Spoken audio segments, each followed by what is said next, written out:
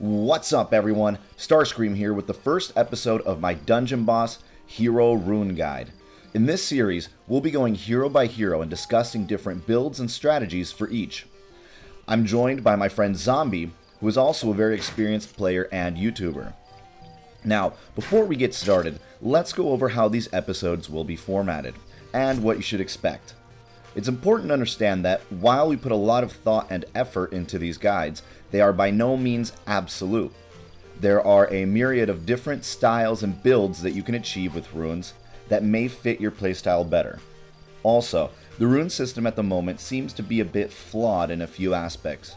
For example, at the moment, attack is much more valuable than plus damage. You can visit the forums if you want to find out more about that. Anyways, we'll be basing these guides on the current system, and we may revisit them later if things change. Alright, so let's get started. Episode 1 will be on one of my favorite heroes, the rogue Masuta Kira. Kira is a very versatile and powerful hero and has become a high-level favorite since the release of runes. First, let's talk about his PvP value. Masuta is an absolute monster because of his ability to dish out damage, his high rate of dodge, and the ability that prevents critical hits against him. Because of his innate ability to dodge, he doesn't need an extra rune power to raise his dodge chance. The cap on dodge, for all heroes, is 25%. So, before you start ruining your Kira, check what his dodge is. Max level players have an automatic 25% dodge chance. If the Kira is 6-star, full ascended, maxed out, then you're not going to need any more dodge on runes. We're going to call this PvP build the Terror Cannon. The goal here? To have 50% crit, 25% dodge, and put pretty much everything else to pure attack. Now, let's take a look at my Kira. As you can see here, I have 2 precision runes, a power rune, a battle rune, and a bulwark rune. Now, you don't have to have the exact same runes I do. It doesn't really matter if it's lesser, improved, or greater. That's not really going to change what you want on each slot. In mine, I have 2 precisions, a power, a battle, and a bulwark. Now, ideally, you're going to want to have a power rune where I have this battle rune. Power runes are a little bit more effective for Kira because you can get attack, and crit. But in this instance, it's the best rune I had available, so I put it in there, and it has 2+ attacks, so it ends up working out fine. Now, over here in blue, if you're not really maxed out on crit yet, you could put a precision rune here as well, but I was already capped out on my crit, so I didn't need any more of that, so I opted to throw some bulwark on there to make him a little bit more tanky. In PvP, we typically won't need the fight to last very long. Because of his crit protection, he'll almost definitely be able to get off his first and most important attack, and that's where the terror will begin. Let's look at an example of this.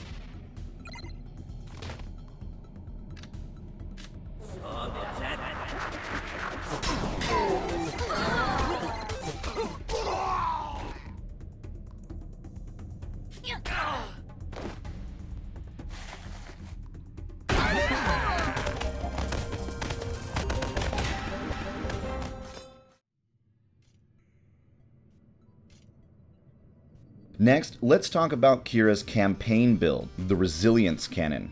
This build expands upon Kira's already high resilience. A Kira who is runed this way will help greatly with getting through any mission that involves undeads, and pretty much any other type of mission as well. An ideal rune setup for campaign would be a bulwark in yellow, a precision in yellow, a battle in red, a battle in green, and a bulwark in blue. In this case, we chose battle over power in the red and green slots to make him a little bit tankier and to give him the option of having some health and some attack. And of course, having a bulwark in yellow just makes him a lot more tanky and allow him to survive longer. A very strong yellow team built around Masuta Hero will help greatly with both challenge and boss mode. His rune slots allow excellent coverage for this type of build. Well, those are my ideal builds for Kira.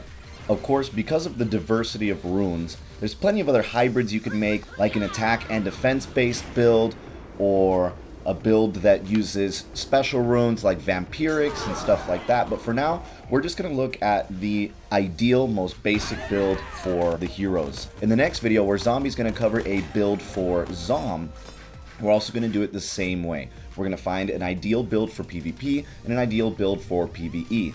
Now, if you guys have any suggestions, feel free to leave those in the comments as well, and we'll definitely take a look at those. I hope you guys enjoyed the first episode of this new series. The next episode will be on Zombi's channel, and he'll be talking about the legendary Zom. Please comment below and let me know how we can improve on these, and tell us which hero you'd like to see next. We'll decide, based on you guys, which heroes to cover next week.